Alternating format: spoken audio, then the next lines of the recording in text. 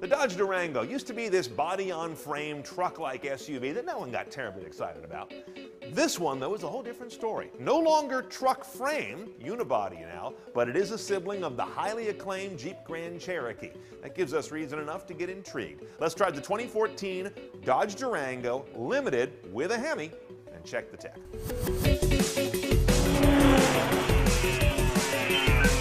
Now, being a sibling of the Grand Cherokee, we expect nice ride quality, and we've got it. This is not a truck-like riding vehicle, even though it's in the volume you'd expect to be a truck. Some story about the platform. Not only is it shared with the Grand Cherokee, it actually dates back to the bad marriage of Daimler Chrysler. Therefore, this is basically the same underpinnings as a Mercedes GL, if you want to look for some nice pedigree.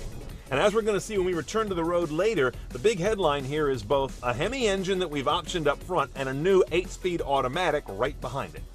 Inside, a thoroughly modern cabin, a lot of tech and now a lot of LCDs. This is something new here. We have a 7-inch LCD for most but not all of our instrument panel. It's a whole bunch of information screens plus a digital or analog speedometer, and then around it you still have physical gauges.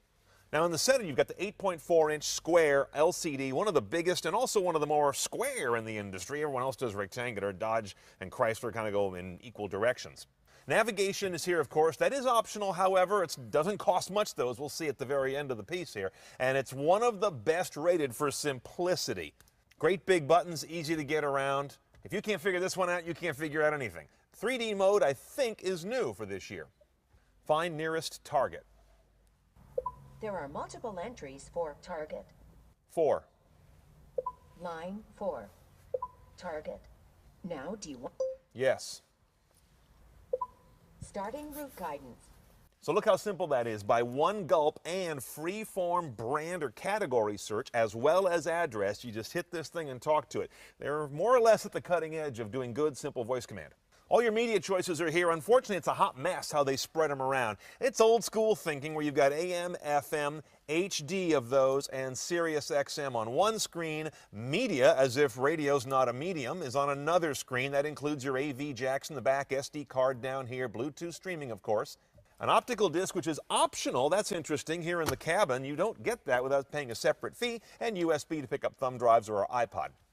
iPod-iPhone interface, of course, is important. It looks like this. Pretty good use of meta-tag space, though with a screen this big, do they really have to run the title off the side? That could have been formatted better, so I don't need to see scrolling. It's one of the things that the government is trying to push into interfaces now is less scrolling, so you can glance once and get back to the road, not watch this thing do this. Now we have the audio upgrade here, 9 speakers. One of those is a sub and 506 watts of output. But it's nothing crazy fancy with all kinds of spatial soundstage modifications and surround processing. It's pretty straightforward. And then over here on the far right, you've got your apps, and there's more media in there. Aha is a form of media. Pandora is a form of media. iHeartRadio is media. So is Slacker. I do not like these little triple estates that they're doing in cars. Still, the smarter car makers are putting everything more or less together under media. Now this is a press car, so it's a Jezebel. Everyone's used it at least once. A little hard for us to get these apps working because they just won't. I think it's a registration issue, so I'm not going to knock the car for that. But no matter what I do, I get in this weird loop of it initializing the app and then telling me I've got to launch another app on my phone called Uconnect Access, and I do that, and it keeps telling me to do that again. Again, I think it's because this car has been around the block a few times, so I'm not going to dock them on that. But if that's the case, in general, we've got a bug. You've also got a Wi-Fi hotspot technology in this car, parental controls, as you can see. There's a lot of things going on here. That's why media should come out. Yelp is built in. It does not require tethering. The other apps do. See that 3G logo down there? There's an early effort at some 3G technology built into this car. And Yelp, of course, appears to be voice only. So let's see how that works. Yelp search.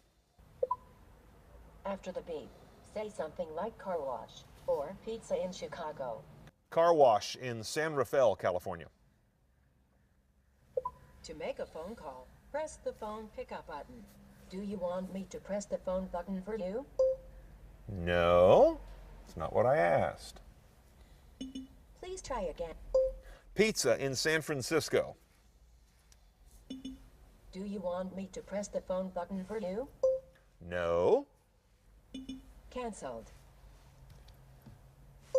Pizza in San Francisco. Sorry, I missed that. Pizza in San Francisco. To make a phone call, press the phone pickup button. Do you want me to press the phone button for you? No, I want you to go to hell. This has been going on for the 3 days I've had this car. This Yelp app and most of the apps on here seem dumb as a post, so I'm disappointed by that. Let's move on more successfully, I hope, to the drive controls. Real simple and clean. You've got a rotary transmission control right here. Park, reverse, neutral, drive, boom, that's it. There's no sport mode you have to get into or anything like that. No suspension settings per se, but you do have an eco mode down here. And this is going to primarily affect cylinder deactivation. You'll run on 8 or 4 cylinders when that's enabled. When it's disabled, you're going to run on 8 all the time. And of course, you have the trademark back of the wheel Chrysler controls. So not just these buttons, but these ones back here you can't see. There's a button in the middle and there's an up and down rocker around it on both sides for volume, seek, source, mode, things like that. Takes a little getting used to because they're not labeled, obviously. In back, there's an optional rear seat entertainment system that is notable for its Blu-ray ability and dual HDMI inputs. But otherwise, it's a common dual 9-inch headrest rig that isn't very interesting. The seat and steering wheel heaters actually do double duty, warming you or making Pop-Tarts. Yes, they get that hot. Now, under the hood on our car, we've optioned up the Hemi, the 5.7-liter V8. Base on this guy is going to be a Pentastar V6, but that's another story. Numbers on this guy are 360 horse, 390 foot-pounds of torque. It's a torquey beast. Base is out through an 8-speed automatic and rear-wheel drive. You can also option up all-wheel drive, same gearbox, the new 8-speed automatic from ZF. It's a real nice transmission. 5,100 pounds plus on this guy, all Hemi'd and 4-wheel drived up. You're going to get 1825 mpg though. That's pretty good. Thank that cylinder deactivation for part of that. And 0 to 60, if you really care on this vehicle, is 6.6 seconds with the big engine, a full second faster than the V6. Let's see how it all comes together on the road. Okay, on the road, I'm going to kick this thing into manual mode so I can really get that Hemi working. I'm not sure you can pick that up or not, but there's a nice Hemi growl in there. Exhaust system is there, but not intrusive, just like it should be. The paddle shifting is pretty quick for a vehicle of this type and price. I wish there was a sport mode because you've got to either get into manual mode here or go into an automatic mode that is just too sleepy. The kickdown on the automatic mode is just numb. So I'm in here shifting a lot, which I'd rather not be, to be honest. Suspension's too wallowy for my taste. In fact, when people were in this car we were driving around, they kept grabbing for stuff, which is never a good sign, because the thing feels pretty tippy. There is no sports suspension on the Limited, the RT, the next one up. You can get a sports suspension. It also has greater towing rating. It's 7,400 pounds towing on the RT, 6,200 on this guy. But overall, the driving experience is it's very American, let's face it. It's large, it's powerful, it's isolated from the road, and pretty numb. This is no Cayenne killer. Outward visibility is pretty bad to the rear quarters. I mean, that's a huge sail panel back there. I wouldn't even call it a C-pillar. It's just a cave. Just keep going forward. Luckily, this backup camera is large, and it is standard, but it doesn't help you when you're in forward motion. For that, we do have passive blind spot and cross-traffic alert technology on this guy. There's also available forward collision alert with adaptive cruise control.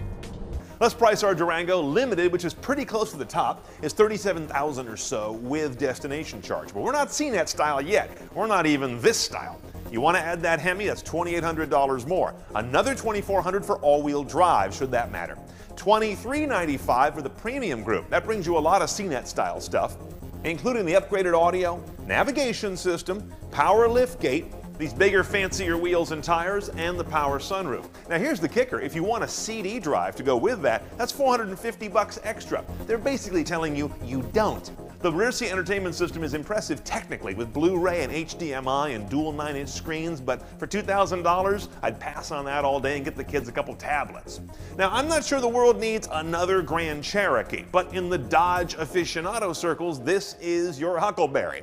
It's a nicely put together vehicle, real solid. It does the big things right in terms of tech, but has some issues around the fringe on the fine details.